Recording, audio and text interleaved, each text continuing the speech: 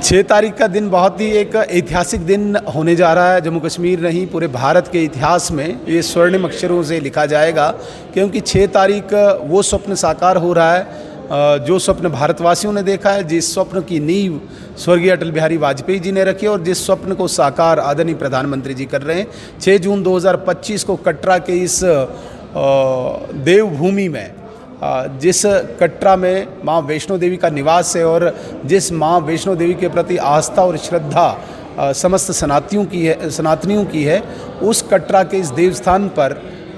कश्मीर के लिए railway line का उद्घाटन आदरणीय प्रधानमंत्री जी कर रहे हैं। एक सुखद संयोग है, विशेषकर पर्यटन के नज़रिए से भी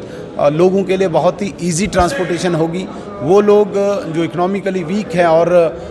जो एयर कनेक्टिविटी से कश्मीर नहीं जा पाते हैं पर्यटन के नज़रिए से, उनके लिए रेलवे लाइन बहुत सस्ता एक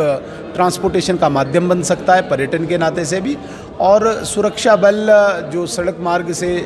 जो बड़े ही